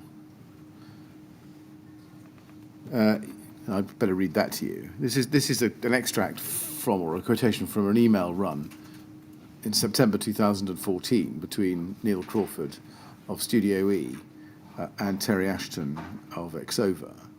And in 4.4.34, you note the answer given by Mr. Ashton to Mr. Crawford's question, and he says, if the insulation in the cavities behind the rain screen cladding is combustible, you'll need to provide cavity barriers shown on your drawing, etc. And you've put in bold the first part of that sentence there, as we can see. And then at paragraph 4.4.35, you say, I cannot understand how a fire specialist could be asking if the insulation is combustible, when you should well know that under paragraph 12.7 of ADB2, it should be of limited combustibility. Should Mr. Crawford, as let it be assumed the reasonably competent architect, not also have realised that he should only be using insulation of limited combustibility? Yes. If we go to page 122 of this same report, you say at paragraph 4.4.111d, and this is in the context of a different email chain, or rather in the context of a different point, but it's the same email chain itself. You say, Mr. Ashton's reply is astonishing, coming from an alleged expert in fire safety within construction. By stating if the insulation is combustible, he appears to be condoning an outright breach of ADB2 guidance under paragraph 12.7. Now, just looking at that, do you agree that if another route to compliance with the building regulations had been adopted, in other words, one other than the linear route to compliance under paragraphs 12.6 to 12.9, then incorporation of an insulation which was combustible may not have been a breach of the building regulations? Yes. Yes. So is it possible then for cladding systems as a whole to satisfy the B4 requirement by other routes, even though they included combustible products? I believe that's correct. Yes. Now, if Mr. Ashton didn't know, let's assume as a fact at the moment, he didn't know what route to compliance had been adopted, do you take the view that his response might have been reasonable? No. No. Looking at Mr. Crawford, though, if Mr. May I explain very briefly why? Yes. Anybody giving advice like this should understand the context in which the advice is being given. They should get the information in front of them. He should have already known that the building was over 18 metres high. If he didn't, he should have got the information in front of him. If he'd forgotten, he should have reminded himself. Unqualified advice is just not acceptable. This is very, very serious territory here. He should have established the facts and then given the advice. Having established the facts, I think he should have been astonished. And that's Mr. Ashton. Turning then to Mr. Crawford, if the facts are that Mr. Crawford knew that none of the three alternative routes to compliance was being considered, let alone pursued, would it have been reasonable for Mr. Crawford to have relied on Mr. Ashton's statement here as providing any kind of comfort to him that he could go ahead and use combustible insulation? Well, he did know that no other route was being pursued, and he shouldn't have accepted such advice. He should have raised questions. And when you say shouldn't have, are you saying that his accepting the advice and not raising questions fell below the standard of the reasonably competent architect? Yes. Yes. And would that not be all the more unreasonable for Mr. Crawford to continue in the way he did in circumstances where what he was being told, rightly or wrongly, was that Mr. Ashton didn't know what the build-up of the external wall comprised? Well, it's evident he didn't know what the build-up comprised, and so as the... I'm forgetting whether this comes after the novation, doesn't it, this sequence? It does. This is September 2014. But nevertheless, to all intents and purposes, it's the lead consultant, coordinating consultant anyway. He should have insisted that the source of advice was properly informed and that they all got to grips with this. I can't understand. I've heard the evidence on this a number of times. I've read the evidence and I've heard it again the other day. I cannot understand how an issue like this could have remained unresolved over such an extended period of time. And this goes to the heart of it, I think. An architect should grasp a nettle like this very, very firmly and gather the people around the screen or the table and thrash it out. Now, at the time of Celatex's launch of RS 5000 in August 2014, it didn't replace, it seems, the FR 5000 product. Celatex seemed to continue to market both products as different products for different applications. And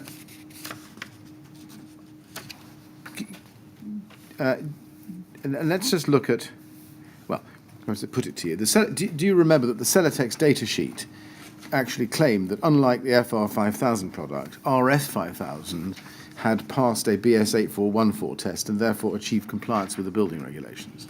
I do recall that. Yes, I put the point rather generally. In that circumstance, do you agree that Studio E ought to have investigated the compliance of RS 5000, given that it was replacing FR 5000, which is what they'd originally specified in the NBS specification? Forgive me, I don't remember quite what evidence came to them, how they came to know that there had been a replacement. But if a product is being replaced, they should satisfy themselves that the replacement meets the requirements that would allow it to be used. Yes. So do I take it from that answer that you would expect a reasonably competent architect to investigate the change? If I'm told anything's changing, I want to know what it's being changed to. Would a reasonably competent architect expect the reasonably competent specialist cladding subcontractor also to investigate the compliance of the new insulation product? Well, this subcontractor claimed from the outset to be specialists. We'll deal with all the issues, worries away. They cannot be specialists and then not deal with this sort of issue. Now, can we go to PHYS 503, please? I'm so sorry, it's 603 in this report. PHYS 603 at page 22. I'm sorry, on that last point, there's a balance here. Yes. Architects and other consultants rightfully rely on the good advice from competent suppliers and subcontractors. I don't want to give the opinion that nobody can be trusted. We rely, and we not only properly rely, but we receive extremely good advice from very, very responsible companies. So to suggest that such advice should never comes would be wrong. But an architect should always be circumspect and satisfy themselves that they can reasonably rely on what they're being told. Certainly. But certainly we get very good advice from very good suppliers and contractors. But you're not saying, are you, in that answer, that Studio E would be able to perform their obligations to Ryden or to their client, the TMO, simply by relying on Harley, with whom they had no relationship, to make the check? No, absolutely not. No. Can we then go to PHYS 603, please, at page 22, which I think is now on the screen in front of us? I'd like to look at paragraph 4.2.27 with you. And you say in the third paragraph there, with respect to the third paragraph of Studio E's submission, I confirm that I understood at the time of writing my report that Max Fordham had indeed first proposed as product Celotex FR5000. It was Studio E's responsibility to consider such a recommendation and to check its compliance with the guidance in ADB 2 and ultimately with the building regulations. In this respect, it was Studio E, not Max Fordham, who incorporated the Celotex product into the main construction information, drawings and specification, which formed the principal documentation, employer's requirements, upon which the design and build tender was procured. Do you agree that Studio E couldn't expect to fulfill that responsibility by simply adopting Max Fordham's proposal without any further investigation? They should have either already known or they should have investigated. And is that because it was Studio E's responsibility as the architect, as the lead designer, and indeed the lead consultant before novation to consider and confirm the suitability of that material? That is correct. I know the answer should be concise. That's correct. I think that it's reasonable to be pretty disappointed that a recommendation has been made for Celotex by a consultant, and that's a very fine firm, Max Fordham. But nevertheless, I think disappointment or otherwise, they had a duty to check it. They were drawing up the specification. And when I say suitability in that last question, I'm including compliance with the building regulations and approved document. That's what I was focusing on. Yes, thank you.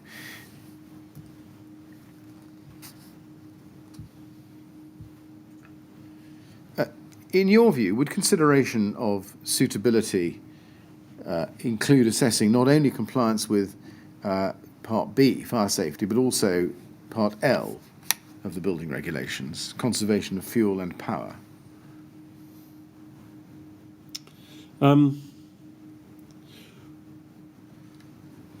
I think there it's much more reasonable for the architect to rely on a firm like Max Fordham, because we're now into specialist territory of calculating the performance of a material or a combination of materials.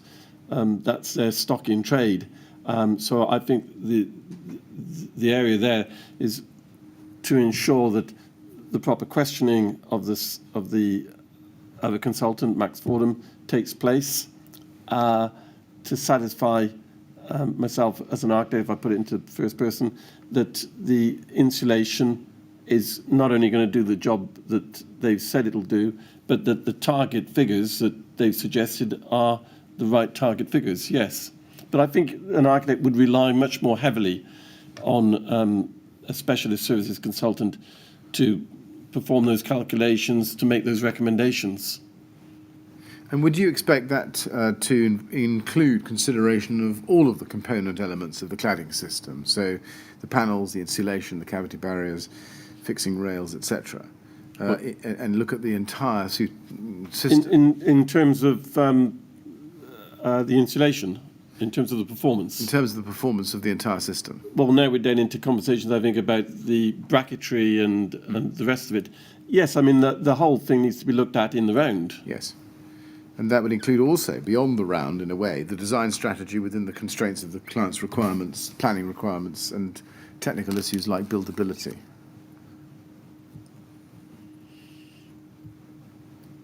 I don't think that I'd necessarily expect the services consultant to be thinking about buildability with the same level of awareness that I, as an architect, would be doing or expecting my team to do. No, and I meant the question from the architect's point of view.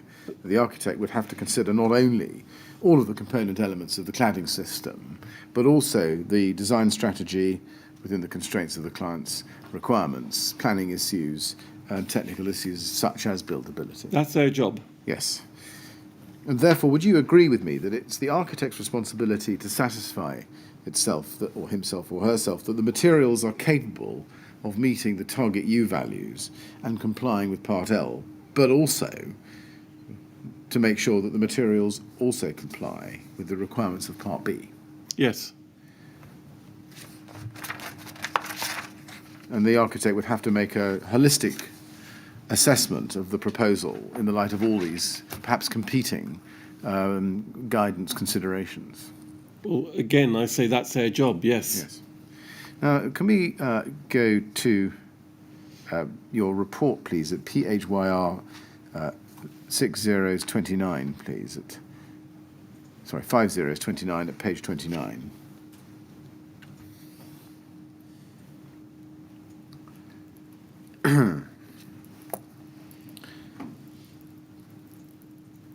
And let's look at paragraph 4.2.26 together. That says, as service engineers, Max Fordham should have known the importance, in principle, of compliance with building regulations and should have been sufficiently familiar with both the building regulations and the approved documents with respect to all aspects of their particular discipline. In those circumstances, they ought not to have proposed a PIR product in this situation. I think that Max Fordham can therefore be criticised for proposing a material that was clearly non-compliant with the guidance in ADB 2 and which did not meet the requirements of the building regulations.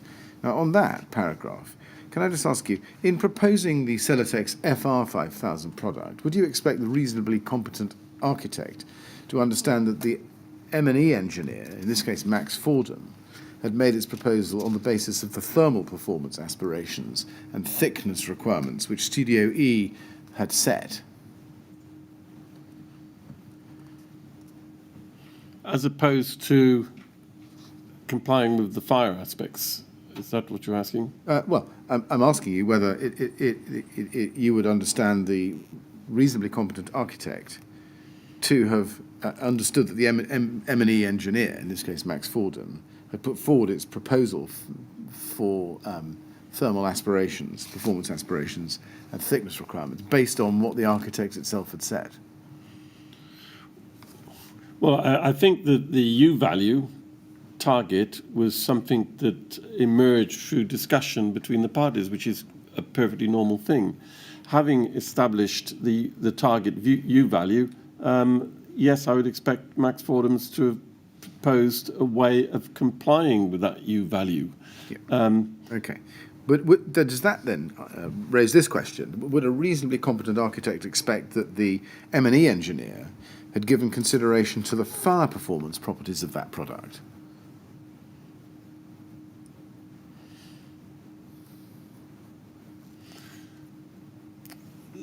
Services engineers are very familiar with the building regulations and the approved documents, but not in as wide a sense as architects.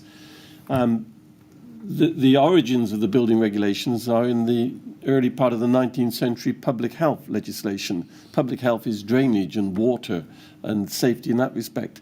That's the platform from which all subsequent building regulations have come. Service engineers deal with drainage and water. They're very concerned about these sort of things, so they know the importance of regulations, and they would be familiar with the entire suite of documents, although their focus may be on particular, I accept their focus on particular parts. But I think that a good firm of service engineers who are getting increasingly involved in insulating buildings, whether new or overcladding, to meet shifting and improving standards, they should familiarise themselves with the broader range of issues that their proposals need to be considered under. And by that I'm saying, yes, they should familiarise themselves with the basic principles of fire. Yes, maybe they should, Mr. Hyet. That wasn't quite an answer to my question. My question was, would a reasonably competent architect in the position of Studio E expect a services engineer in the position of Max Fordham to have given consideration to the fire performance properties of FR 5000? Well, they were the first people who specified it, I believe, and as an architect, if they'd have not specified it, they were the people that recommended the product.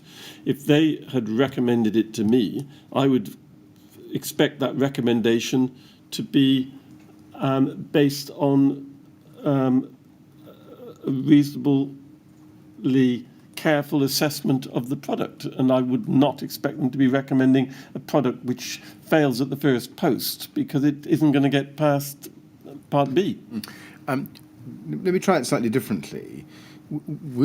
Although I can see that you might expect a reasonably competent architect to expect that the services engineer would have examined very carefully the thermal performance of FR 5000 and whether it complied and worked for that purpose. But why would you consider, if you do consider, that Studio E was reasonably entitled to rely on the services engineer to make sure that FR 5000 complied with Part B of the building regulations? With Part B? Part B, fire performance.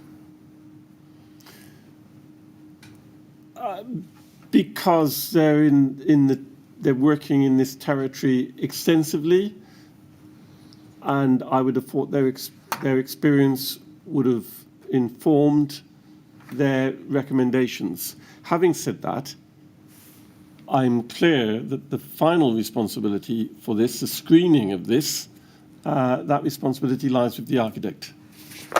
Yes. So does that lead us to this conclusion, that even though Studio E might reasonably have thought that Max Fordham might have satisfied itself as to the compliance of FR 5000 with ADB, nonetheless it remained Studio E's obligation to make that check independently for itself? I would have expected my team to make that check, and if I found out that this had happened, I would have been on the phone to them and I'd have expressed my extreme displeasure. Yes.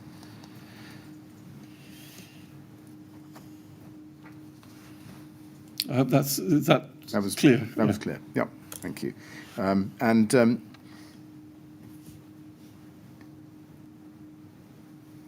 Would it therefore be unreasonable for Studio E to have assumed, without any checking, that the M&E engineer, Max Fordham in this case, had considered the suitability of FR 5000 so far as its performance in fire and compliance with Part B was concerned? Sorry, can you deliver that one again? Yes. Do you think it would have been unreasonable, in other words, fell below the standards of the reasonable architect, for Studio E simply to have proceeded on the assumption that the M&E engineer had considered the suitability of FR 5000? Yes, the architect has a responsibility for what he is specifying, and this isn't locked away in some highly discrete part, for example, of the structural engineer's calculations or anything like this. This is a broad specification issue. Having said that, my displeasure is based on the fact that I don't want curved balls sent at me when I'm trying to get a specification together. So I expect people to be pretty responsible about what they're doing. But nevertheless, it would be wrong to rely on the services engineer in that way. If the services engineer was making his recommendation on the basis of thermal performance, do you accept that it would be unreasonable for Studio E to assume that the M&E engineer had also considered the compliance of FR 5000 with Part B of the building regulations, fire performance? It's almost I'm taking that as almost the same question again. It is, really. Yeah, and I'd give, I think, the same answer as before. Yes. Good. Now, I just want to show you what Mr. Sains said in his oral evidence. And this is at day 12, page 181, please.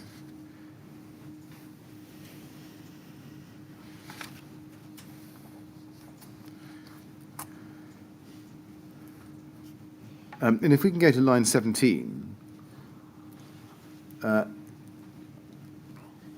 well, we can start at line 12. In fact, there's a bit of a run-up. Miss Grange asks Mr. Sains this question. During your time on the Grenfell project, can you explain why you thought Celotek's FR 5000 was suitable to be used within the overcladding system? Answer, why did I think it was? Question, yes. Answer, it had been put forward by Max Fordham, who I understood had undertaken this sort of project several times, or many times, and I guess I made an assumption that they had used this before in similar circumstances. So it was based rather on inferring its acceptability from previous experience by Max Fordham. Do you, Mr. Hyet, sitting there, agree that that was not a reasonable basis upon which Mr. Sains, as the architect, could have relied on Max Fordham's identification of FR 5000 as representing any proper consideration or advice about its compliance with Part B of the building regulations? It is not. It is not. Just focusing away from fire and looking at thermal performance for a moment, do you consider that a figure of 0.15 watts per square metre KU value target adopted by Studio E was achievable at all through the use of insulation materials compliant with the building regulations? The indicative design demonstrates it is. Well, sorry, achievable in the context of this building. Yes. Got to say that. Yes. And yes. I see. So your answer is achievable, but if, or I should say only if you build it out in the way you've identified in the indicative. Well, also I'd need to see the circumstances of any particular building. There may be reasons why there is not enough space to have that thickness of insulation, but on this building, as demonstrated by the indicative approach, it could have been made to work. The 0.15 figure wasn't a mandatory requirement under the building. No, it's not. No. If it was thought that this target U value wasn't achievable through use of mineral wool, for example, could the U value target have been relaxed? Yes. Studio E. And was the decision to place the new thermal insulation on the outside of the building an appropriate one, given the U value?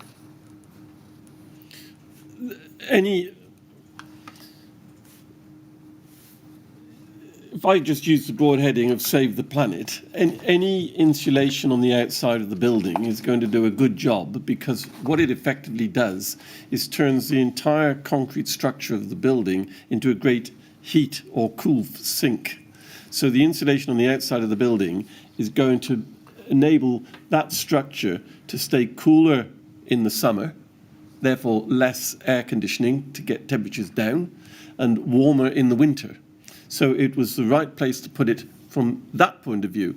There are other reasons why it was right as well. The level of disruption within those apartments by going into them and insulating all of those walls from the inside would have been extreme. So there's many reasons why it was a good decision.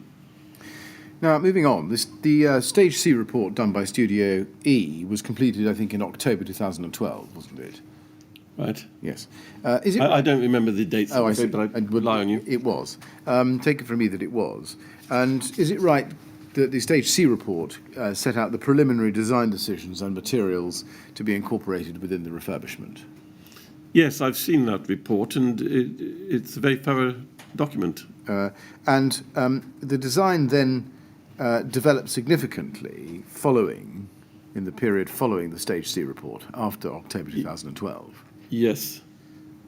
And indeed, in the end, the materials ultimately installed as part of the rain screen cladding facade at Grenfell Tower were not the ones specified in the Stage C report of October 2012, were they? Some of them were not. When I say materials, I mean the rain screen and the insulation at the very least. Correct, yes. Let's look at your report, please, at PHYR. Well, I beg your pardon. The rain screen, no. The insulation, yes, you're correct, no, because it was designated with a different code, but I believe it was the same product. We'll come to the... Okay. Exactly, but we'll come to tease that distinction apart shortly. Probably tomorrow now, but shortly anyway in your examination. Can we look at your report at page 28? PHYR 5029, please, at page 28. And we can look at paragraph 4.2.21 there. It's a long paragraph. So let's pick it up 6 lines down if we can. You say there, I am, however, aware that Exova was sent a link to the Studio E Stage C report, and you give the reference there, on 31st of October 2012, and that this Stage C report contained details about the specification of FR 5000. Those details were contained on page 12 of the Max Fordham Stage C report, which was included within the Studio E Stage C report from page 70. By virtue of Exova having received the Studio E Stage C report, it's therefore clear that Exova had indeed received confirmation of the proposed use of FR 5000 from the 31st of October 2012, regardless of whether they then later received the Studio E Stage D report. You see that? Yes. And then you go on to say, on this basis, I am of the opinion that Exova should have realised that the design team were intending to incorporate an insulation material within the external wall that was not compliant with the guidance in 12.7 of ADB, and in such circumstances should have advised that the product was non-compliant and should not be specified. Now, just as a reminder, at this time Exova had been engaged by the TMO as the consultant fire safety engineer, and Exova had produced revision 1, or issue 1, of its outline fire safety strategy the same day, in fact, the 31st of October 2012. And but that document, I don't think, was part of the Stage C report. What was its design note of the 12th of September 2012, which was in there. Now, it is obviously correct that the Stage C report is 186 pages long, and the Celotex FR 5000 product is referred to in 4 lines in a table on pages 82 and 83. We can look at those. Let's just pick that up if we can. It's SEA 406429, page 82. SEA 406429, page 82. That's where we see the Celotex FR 5000 reference within the Stage C report. You see that? It's on the right-hand side in the 2 boxes. Spandrel wall panel green, 3 entries down. You see that? Yep. Insulation new Celotex FR 5000, and then again column pink, insulation new Celotex FR 5000. So that's where it appears. Now, you've said in your report, and we've discussed elsewhere, that an architect shouldn't be criticised for reading only 1 page of the BBA certificate. What do you say to the view that your opinions in respect of Studio E reading the whole of the BBA certificate and your criticism of Exova failing to comment on the proposed use of Celotex FR 5000 are difficult to reconcile? I think now you've accepted, I think, that the architect should have read the whole of the BBA certificate. There's no inconsistency.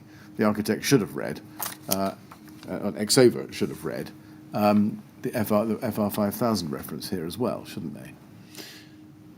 Yes, I still think there's shades of grey in all this, but yes. And if we go then on to EXO 401575, please.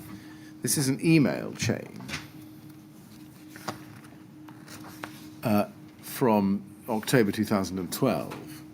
And in the second email down, if you look, this is Adrian Jess's email. He's Studio E, and it goes to various people, but it goes to Artelia, or then Appleyards. It also goes to the TMO, and it's copied to Exova. You see that? And it says, please find attached the Studio E FTP location for the Stage C report. And there it is set out. You see that? Yes. And then we can see some action points that are set out by Mr. Jess for Artelia. Mr. Jess hasn't asked Exova to consider the proposed materials and to comment on them. Do you think that Mr. Jess or somebody else ought to have considered the proposals and made a comment on them at that stage?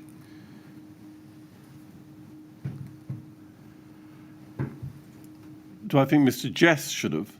Well, Studio E generally then, if not Mr. Jess personally. So, do I think they should have considered what? Do you think that Studio E should have asked Exova to consider the proposals and comment on them at that stage? In the Stage C report, yes. Yes. Was it unreasonable of Studio E not to alert Exova to the materials to be used in the cladding?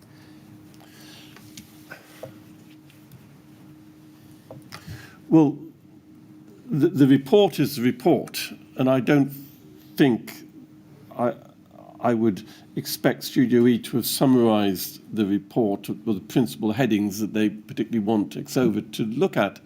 Having said that, I do think it's very important with other consultants, and particularly with the building regulations people, that when information is sent, when links are sent to things, when documents are sent, the purpose of that is made clear. And I think it would have been incumbent on the architect to say, here is the Stage D report, please look at it carefully, full stop. Having made that comment, I wouldn't expect necessarily the fire people to, fire specialists to read every paragraph and every subsection, because some of those will have nothing to do whatsoever with fire. But they are experienced people, and they know what they should be looking for. Escape, principles of escape, arrangements there. The overcladding, there's another key issue. And I think they would have known they should have known where in that report to go. And having got there, they should find the diagram that you just showed me previously and the table, and they should be zeroing in on that pretty quickly of their own accord. Was it incumbent on Studio E to have pointed out to Exova what it is they should be looking at and asking for their... No, I don't think so. Now, go to your report, please, at PHYR 5030, page 27. PHYR 5030 at page 27. Let's look together at paragraph 5.2.18 at F. And you say there, surprisingly, it seems that the intention to use Celotex FR5000 was not brought to the attention of building control, either by way of discussion during meetings or by way of documentation submission. Alternatively, building control, despite being made aware of the proposed use of PIR insulation, did not raise objection. Now, you also, I think, if we go back to page 69 of this report, yeah, you say there at paragraph 5.4.47, at the bottom of the figure 5.55 under the materials key, and that materials key we looked at earlier on, you say an issue of this significance should certainly have been brought clearly to the attention of building control through dedicated and discrete correspondence and documentation. Taking those two paragraphs together, paragraph 5.2.18F and paragraph 5.4.47 on these separate pages, would this view apply similarly to the use of Celotex FR5000 or RS5000? Sorry, I need some help here. That sentence, an issue of this significance, should certainly have been brought to the attention. Which issue is that? Well, that is the issue about ACM, the proposed change from zinc to aluminium. and that is the basic context of this point. If you look above that, Right. paragraph 5.4.7. The point I want to put to you is that given that that issue of significance should have been brought to the attention of building control, my question is, does that view apply also to the use of Celotex FR 5000 or RS 5000, or indeed the change from one to the other? Well, yes, if the building regulations application, at whatever point the information came through, I've heard others talking about tracked systems of application. A lot of information is flowing over a long time. But the information about the installation needed to get to the building regs people at some point. And if there was a change to that specification,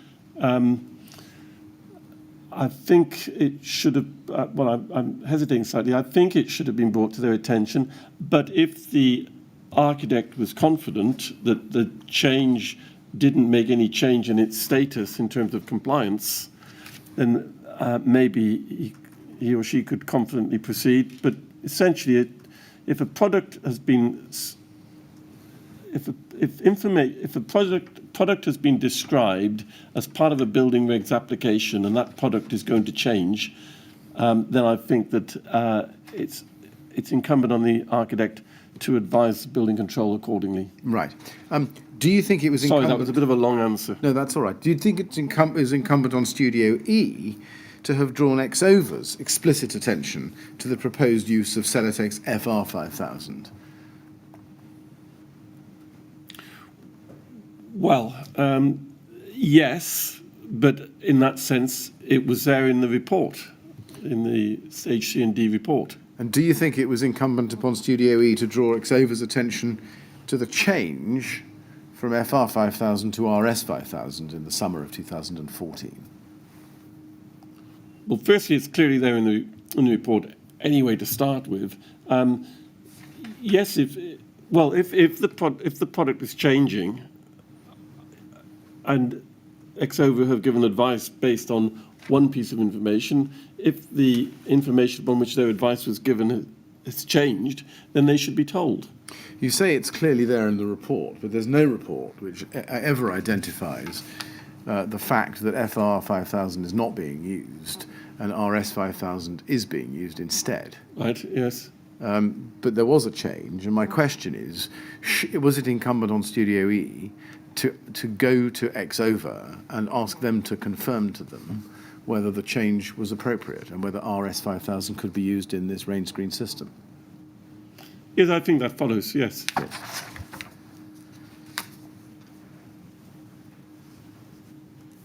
Do you think it was critical for the reasonably competent architect to send the Stage D report to the specialist fire safety consultant? Well, certainly. I mean, they were never released, as I understand it. TMO remained the consultant, even though they didn't get novated. And so, yeah, and that raises a whole host of questions which you may ask me tomorrow about that, but I'll leave that there. Yes, and just on that, when you say the TMO remained the consultant, I think you mean Exover remained the consultant to TMO. It's been a long day. That is what I meant. It has. And when you say you'll leave that there, I think I will also leave that there, Mr. Chairman. Is that a convenient moment? It certainly is, yes. Well, it has been quite a long day, Mr. Hyet, but we'll stop there. We'll ask you if you would to come back tomorrow, please, with some more questions. Start at 10 o'clock. 10 o'clock. And in the meantime, it may be a relief to be told you're not supposed to talk to about your evidence to anyone else. No, break. I'm aware of that. Yes. Well, It'll be a very quiet supper. well, you can talk about anything else. Oh, yes. All right. Thank you very much. Would you like to go with the usher then, please? Thank you.